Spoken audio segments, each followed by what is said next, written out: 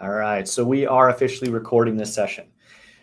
So the first thing I want to talk about is the Outlook and maximizing our use of Outlook within our day-to-day usage of resources. So as you can see on the screen, I've got a couple of screenshots here of some images, and I'm going to pull up my Outlook platform in a moment, and I'm going to share that. So go ahead and do that.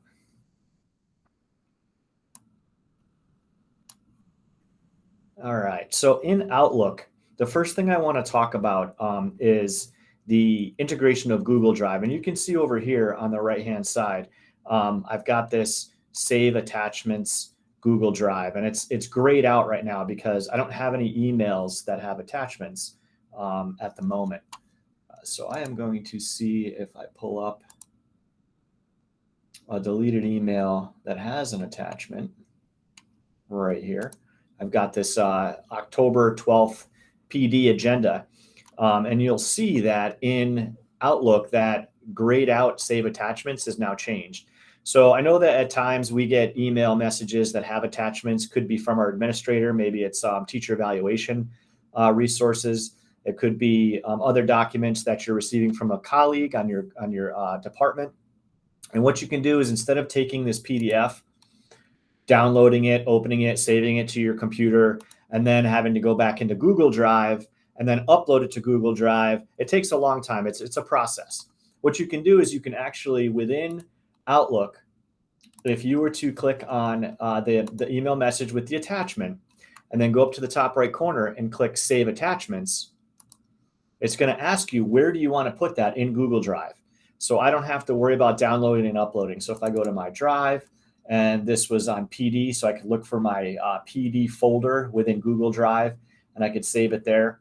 And now it would be available to me anywhere in the world where I have internet access, because it's now in my Google Drive, not just on my desktop. So it's a great way to save resources. Now, if you're looking at Outlook and you don't see this Save Attachments, whether it be grayed out because there's no attachment or colored in because there's an attachment, that means that you are not running the actual program that allows you to do that.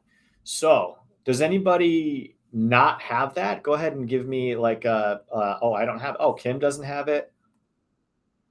Okay, so what you want to do if you do not have that program is at the bottom of your screen.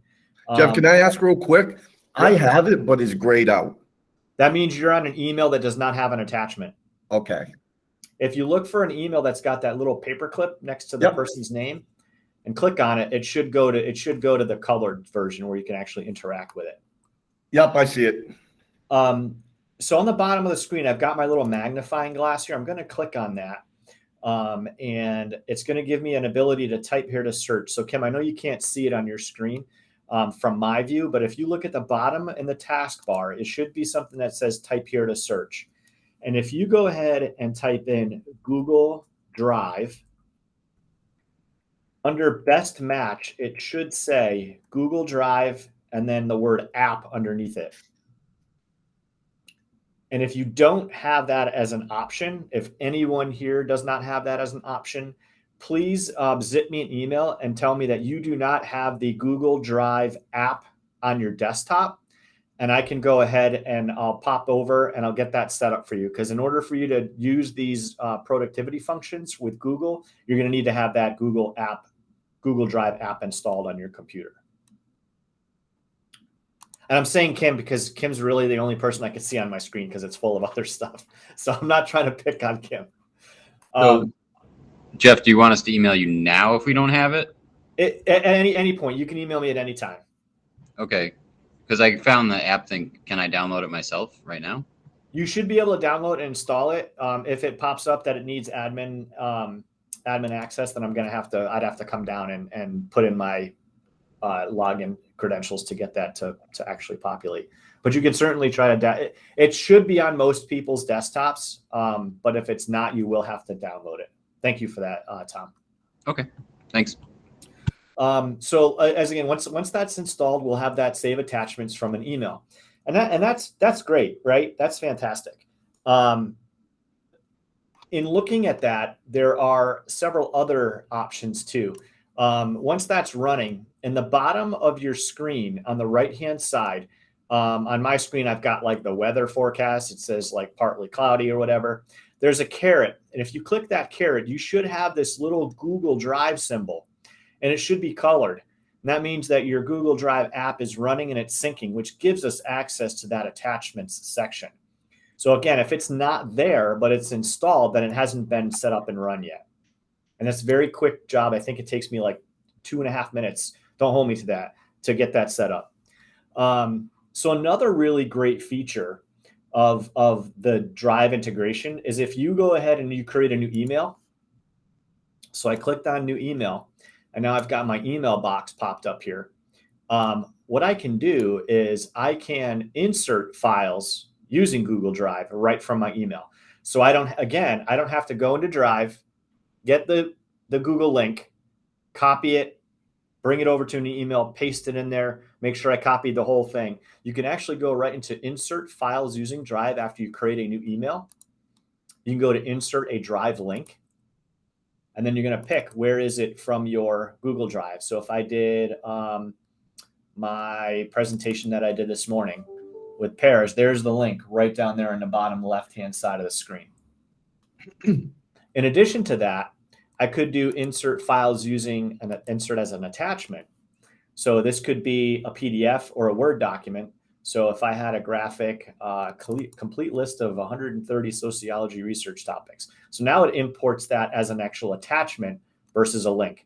So another 2 features that you could use. The next feature we're going to talk about is right next to it. When I open this new email, let's say I'm corresponding with Ross, and we know that we want to have a meeting, and I want to do it through Google Meet.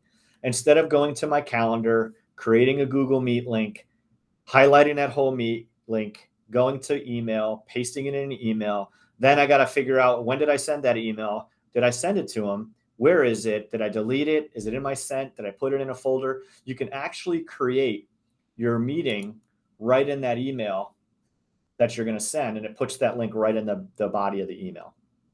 So we can insert files as attachments, as links, or we can create a Google Meet link right within a new email message. Now, that's great if you're just talking about a conversation between 1 or maybe 2 people. But in addition to that, a really great way to use this feature is when you're calendaring events. And because I have Tim and Kim on my screen, I'm thinking of PPTs. I'm thinking of parent conferences. So what you can do here is, if that app is installed, instead of doing a new email, I would go ahead and click on new items, and I would pick meeting. So new items, meeting. Once I pick meeting, it's going to give me a different window. It looks similar to an email message with different information. So this is where this program gets really cool. So now, let's say I'm going to go ahead and email Joe Blake, because I'm going to do a meeting with Joe, and then I know I needed to have Ross in there, and then I know I needed to have Kim. So I've included those 3 people for my meeting. Now, what's happened here on the right-hand side is it's told me that there are conflicts with individuals at the times on the right-hand side. So Joe can't meet with me from 1 to 1:30, 1:30 to 2. He's not meeting me he can't meet with me at any of these times. So I can actually go ahead and look at where there is a meeting that I could use. And obviously I can't do that 1 to 1:30. So if I went back and I selected 11 to 11:30, there's no longer a conflict with Joe. I can still see the times that are conflicting, but none with Joe. And then right here, where 4 to 4:30 and 4:35, it tells me that there's a conflict with Ross and Joe. Now what I'm going to do is I'm going to go into subject. This is going to be meeting about Jeff. And then I'm going to go to the top right, and I'm going to click add a meeting. So when I click add a meeting, it puts that Google link in. I've got my time. And if I send this to those folks, it's going to book this meeting in my calendar as well as in their calendar once they click accept. And that link is automatically going to be saved in my calendar. So I'm going to actually remove Joe and Ross because they don't need to get that email, but I'm going to leave Kim in there, and I'm going to click send. And Kim's going to get an email from me. Oh, it's happened in the past. I already got a message that says, hey, you're overdue for a meeting with Kim about Jeff. And if I go to my calendar in Outlook, as you can see on your screen, I've got this meeting right here, meeting about Jeff. And if I double click it in Outlook, my link is already embedded. So it's in my calendar with the link there. I don't have to look too far to find that information. So I think that's a really great feature of Outlook. And what I'm going to do is I'm going to go into my meeting, right click it, and I'm going to cancel it because Kim does not need that meeting. She'll have no idea who's meeting about Jeff. So those are some really good features of Outlook when it comes to using your calendar as well as using the meeting sessions. Does anybody have any questions so far about calendar? Yeah, Jeff, I just had a quick question. So how did you get in to check the calendars? Because that would be really useful to know. Yeah, so as you can see, I've got my email open right now. Yeah. On the bottom left-hand side of the screen, I've got this little folder icon. And then I've got this little tiny, it looks like a calendar page in Outlook. And if I click on that, that's going to bring me to my Outlook calendar. Gotcha. And then if I want to go back to email, I'm going to click on the little folder, and then I'll click on inbox, and that takes me to my inbox. And you're going to see everyone emailing me all their requests for the icon to show up. Which is perfect. That's exactly what I need. So I'm going to go back to my slideshow and see what I wanted to talk about next. Signatures. So you'll notice that when I send an email out to anyone, if I do new email, I've got my signature block at the bottom left-hand corner. And I think that's important because we're always talking about phishing and spam emails and people trying to scam you. So whenever I send an email to folks, I like to make sure they know who I am, what my credentials are, where I am, and my contact information. In order to do that, in order to set this up, what you're going to want to do is you're going to want to go to the top of the screen where you see new email and click on new email. Once you click on new email, about halfway across the page, you're going to see signature. So under signature, you're going to click that, and I've got work and work reply. So basically, if I email someone from work, I've got all my credentials. And let's say Ross emails me something and I respond back. Well, Ross doesn't need to keep getting my gigantic signature block. So my work reply is just all the best, Jeff, because he already knows who it's come from because he's already emailed me.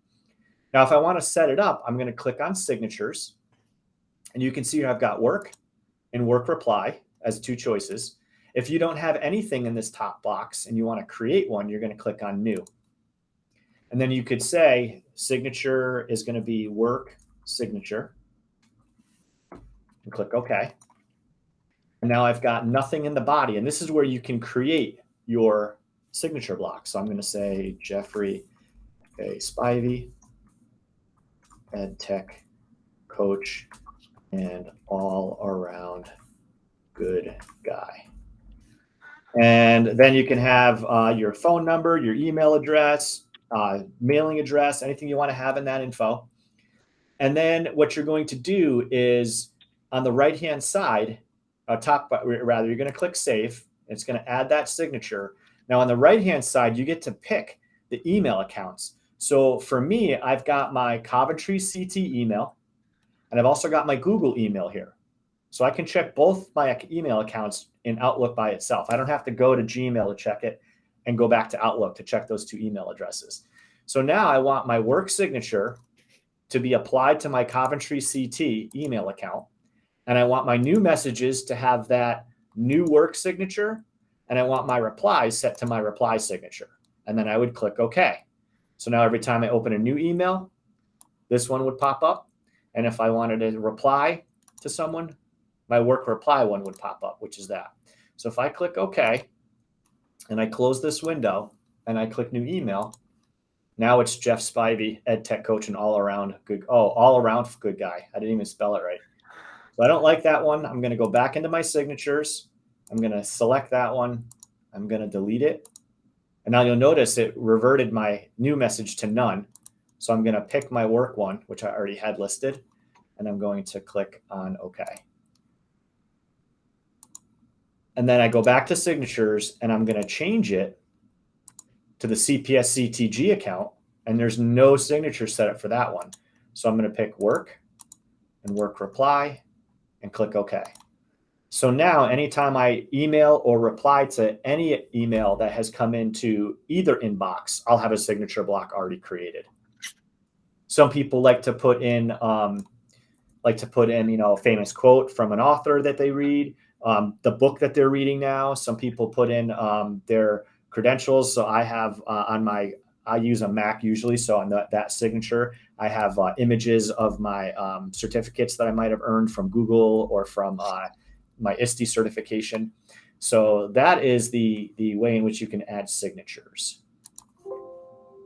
Anybody have any questions on signature blocks?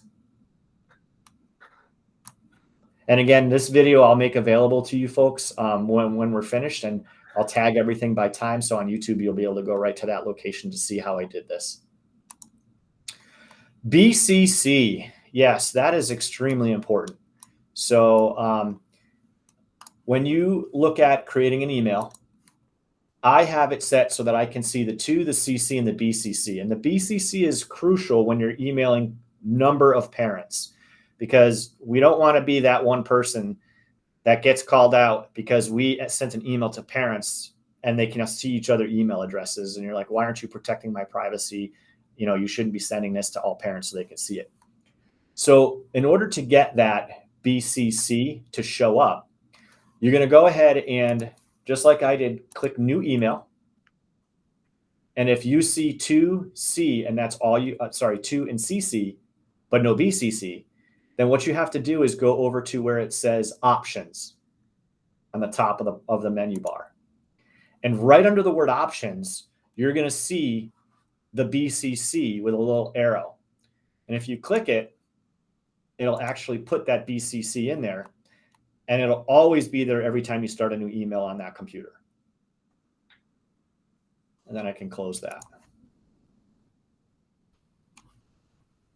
Again, I start a new email, and there's the BCC. All right, our next topic. Anybody have any questions about BCC?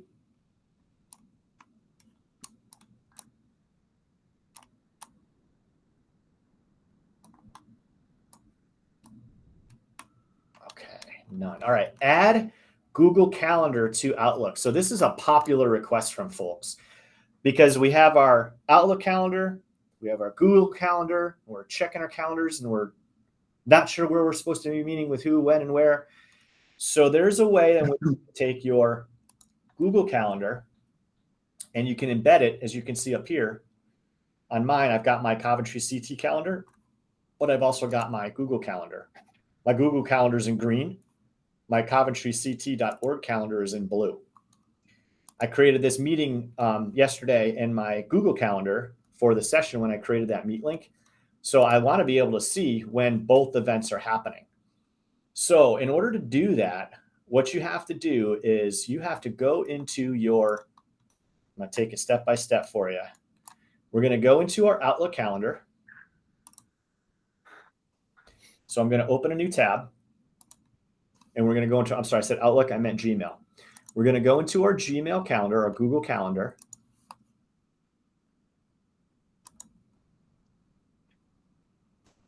Once we get to the Google Calendar, the one on the top under My Calendars is your default Google Calendar. It should have your name associated with it.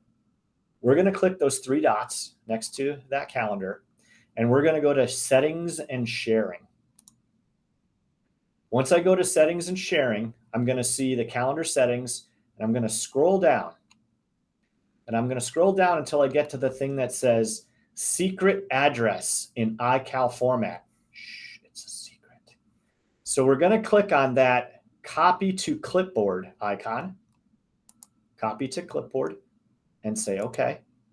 Now we've copied that iCal calendar. The next thing I'm going to do is back up in our Outlook program is we're going to go to File.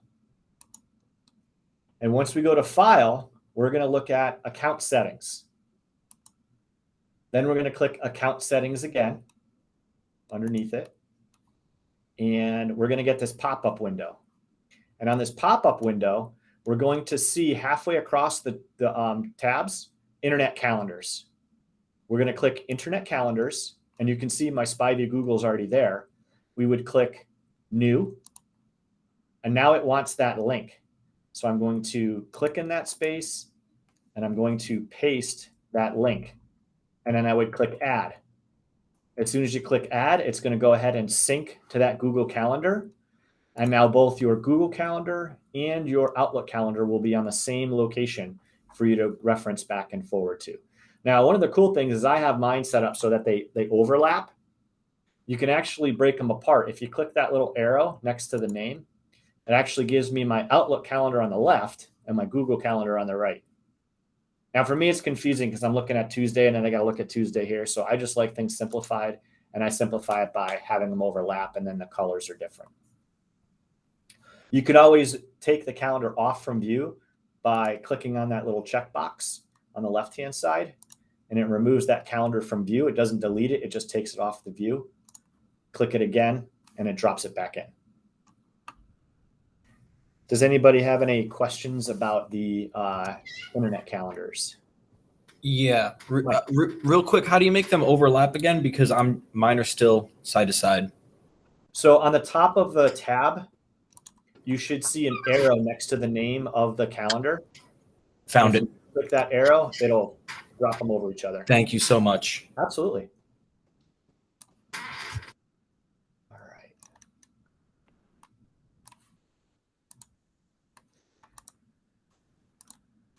Get back into here. Archived email and spam. All right, another good feature here.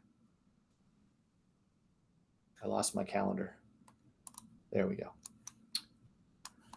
In the inbox, once you're in the inbox for your email, a couple of things that's important. On the top corner, if you don't see Barracuda Networks, which is right next to that Google Drive section, under Home. So if you're in the Home section of email, all the way to the right, you should see Barracuda Networks. And there should be two different sections. One's going to have the mark as spam, not as spam, and then one's going to say search, archive, restore. If you don't have that, please add that to your email because we want to make sure you have those add-ons put into your into Outlook. Now, if I want to know, hey, you know what? Joe and I were emailing back and forth, and I deleted that email inadvertently, maybe, and I need to get that back. I want to find it. You can go ahead and you can click on Search Archive. And what's going to happen is when you click Search Archive, for the first time, it's going to pop up with a login. And you're going to put your username and password you use to sign onto the computer.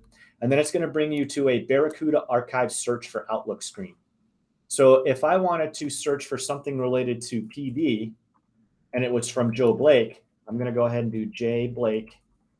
And PD was my search queue or my search term. And now I hit click search.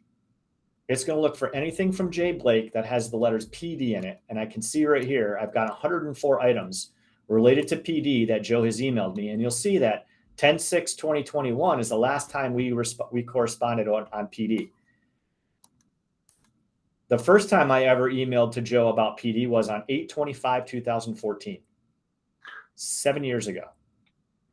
It's retaining any emails you've sent, forwarded, or received since I believe 2006, if I'm not mistaken, is when we started using this platform. So if you've ever deleted an email and it's gone through coventryct.org, you will always be able to get it through that archive search. And there is a little bonus when I email you the link at the end of the session today. I've added the web link that you can use so that you can actually access this system through your Chromebook through a web link. So it's not just through Outlook, because we don't have that full version of Outlook on our Chromebooks. But if you ever needed to look up an email and you were, let's say, not in your classroom on your PC, you'd still be able to get to it through the link I'm going to send you, folks.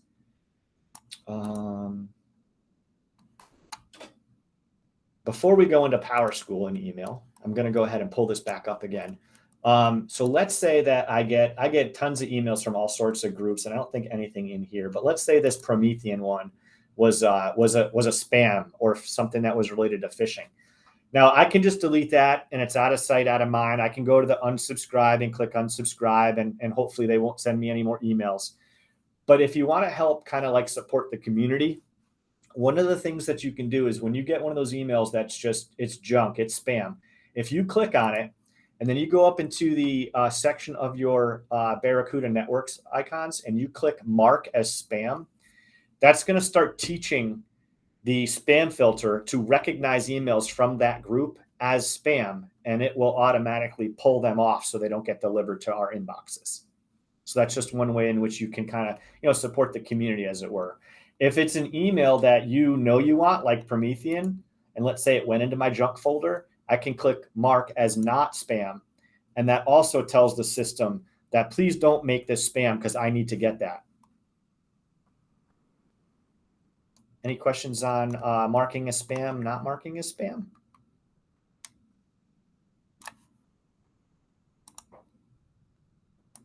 Okay. PowerSchool email. All right. So this one's going to be a little bit more involved in the process, but I think you'll appreciate how you could use this. I know that a lot of you folks, like sometimes you like to send out messages to your families, and sending it via email where you got to copy and paste every single parent email is not a very efficient way of doing this. So what you can do is I'm going to go ahead and open up my PowerSchool account for my classes. And I'm going to make sure I'm in the right school. And in PowerSchool, when you get to your classes, I can see that in the section, the C section right here, I've got some students. So I'm going to go ahead to the right, and you should see an envelope to the right where your students are located. So if I click on that envelope, it's going to bring me to the class email list. And I can see right here, I have Justin Forn as one of my students, and I have his mom and his dad's emails. Now, I only have that one student as a student IT person for independent study. You're going to have like 18 kids, 20 kids.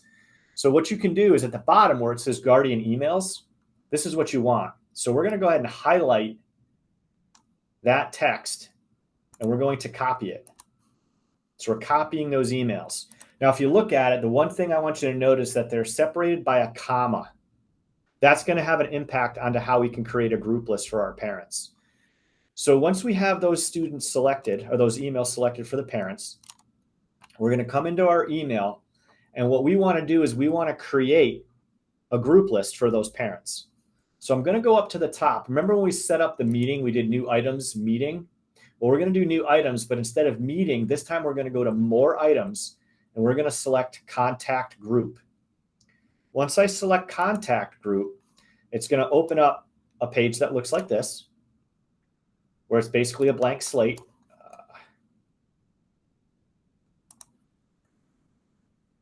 We don't have any information. We don't have any information listed. So I'm going to name my group C Block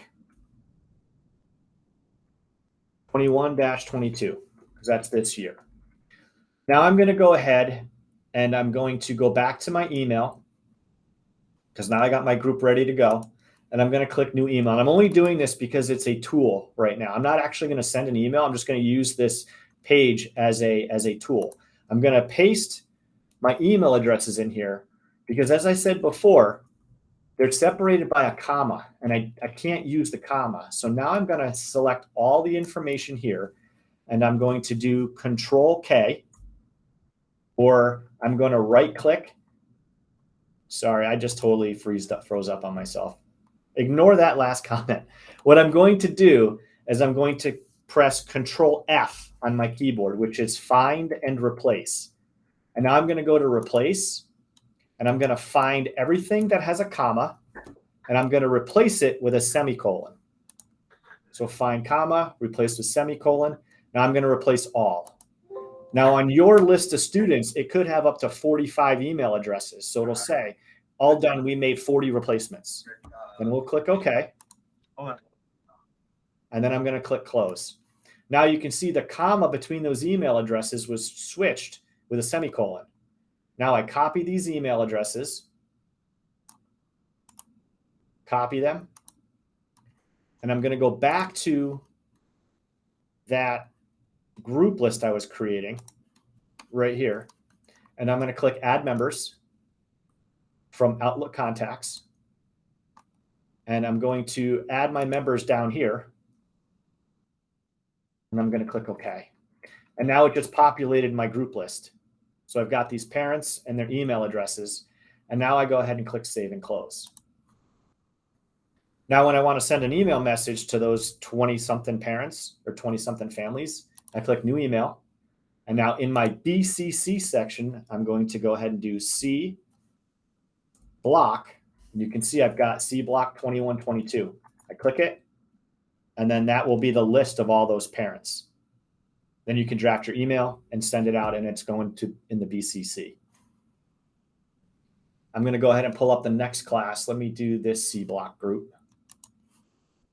So I can see that I have only one email from just Ms. Shariko. So I'm going to go ahead and highlight, copy. I would copy all of the emails that were in here. Now I'm going to go back to my email account. I'm going to create a new email. I would paste the email addresses in here. And if they were followed with a comma, so I'm just going to put mine in there just for the sake of it.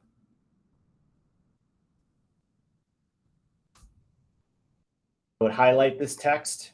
I'm going to do Control F for find. I'm going to find everything with a comma, replace it with a semicolon, click Replace All, and then yes, OK, close. Now those emails have been replaced with a semicolon in between instead of a comma. I copy those emails. I can minimize this for now. I'm going to go to New Items, More Items, Contact Group. This is going to be C block Wednesday, 21, 22. Add members from Outlook Contacts. Next to members, I'm going to paste those email addresses in there. Click OK. Those are the two folks with their email addresses. Save and close. Now if I go to new email, next to BCC, I'll do C block. And I'm going to see C block Wednesday 2122. And that group list is right there. If I click on that plus, it's going to open them up and I can actually see who I'm emailing. So you can create group lists for each block. You can create multiple group lists and then create one master group list by incorporating all those email addresses or incorporating a group list into your group list, which is interesting to do. But there's a lot of great ways that you can set this up so that at the beginning of the year, you're able to email all your parents in one quick email. One of the things that I get asked often is, okay, but what happens when I get a new student come in or a student leaves? In order to edit that, what you want to do is you could go to your address book. And in your address book, go to your contacts, and you'll be able to see those are all those C block classes I just created. So if I double click it, it's going to open it up, and I can click on either of these two and remove them, or I can click on Add Members from Outlook Contacts, paste that new email address in that block, then click OK.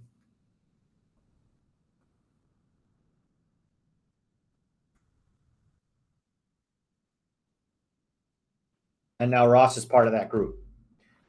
And then I click Save and Close, and he remains part of that group. So it's a great way to add a para. If you have a para that you work with or a special educator in your classroom, you can add them, or you co-teach with it with, let's say you're co-teaching CI. You can have all the teachers on that group list with all your parents, so that way everyone gets a copy of it. I'm going to delete the group because I don't need that group. So I've done it a few times. I got a couple of C blocks. I got my Back to the Future group as a test message section. So that is how you can create group emails, contact groups in email. All right. So now let's get back to that presentation.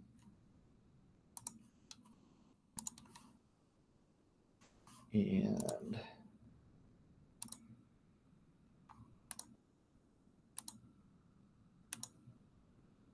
Web Outlook. All right. So we're going to look at Web Outlook. So if you're working on your Chromebook and you wanted to get in and be able to do some of the things we've been looking at, you want to see your group lists, a couple of ways to get to it, but the most popular way is to go to the Coventry Public Schools website, hover over quick links, faculty web-based email, and then you'll be able to sign into your email account right here. I've actually bookmarked it up here next to the Coventry Public Schools, so I don't have to do that each time. But if I click on sign in, it's going to go ahead and take me to my email. And I'll be able to see the same information I saw here. One of the really good features of this program is that I can go into, if I know my password and I get into Outlook, but I want to change it, I can click on the gear on the top right. I can go to the options section. It's going to open up this side panel on the left. Now on the left, it opens it up into the mail options. But if I go up to general and I click on my account, I can change my password online right here by clicking on that. It also shows me what my usage is for email, so I know if I'm getting close to the limit. You can change your theme, pick different kinds of themes for your background. Distribution groups, if you have any, are listed here. So those are distribution groups that I created within Google, as well as what's created within the school system. Let me see. Under mail, you can set up automatic replies right here by date. If you're out of the office and you want to set those up, are you going to be, if it's vacation week? Let's see. You can go into reply settings. One of the really good ones that I like is undo send.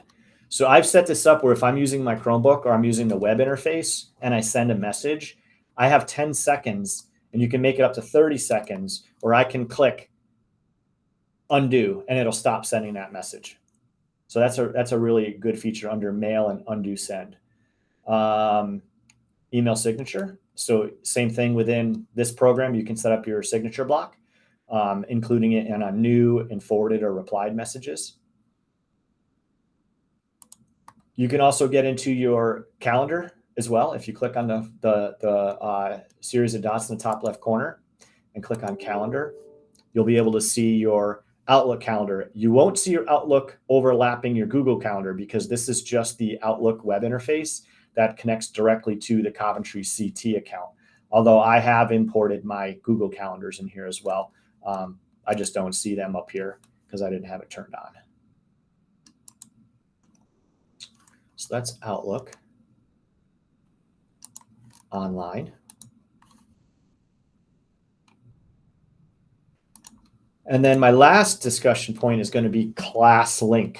ClassLink used for you folks is going to be generally used in terms of password management and recovery. So I showed you how you can use the Outlook web app to get into change your password if you know your password.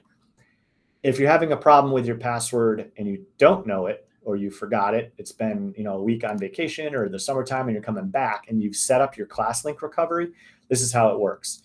So on the Coventry Public Schools website, under quick links, you're going to see ClassLink on the top right column. Once you go ahead to ClassLink, you go ahead and type in your username and password. If you forgot it, you can actually click help, I forgot my password, type in your username, JSpivey, and click to check. And depending on how you set up ClassLink for password recovery, you'll either get a text message, an email to a personal email account, or to bring you to the verification question section, depending upon what you did to set up your password recovery. I go back and I sign into ClassLink. Everybody close your eyes so you don't see my secret picture. In ClassLink, This is where I have apps that I can access with one click. And basically, these are set up so that I don't have to remember a password for those.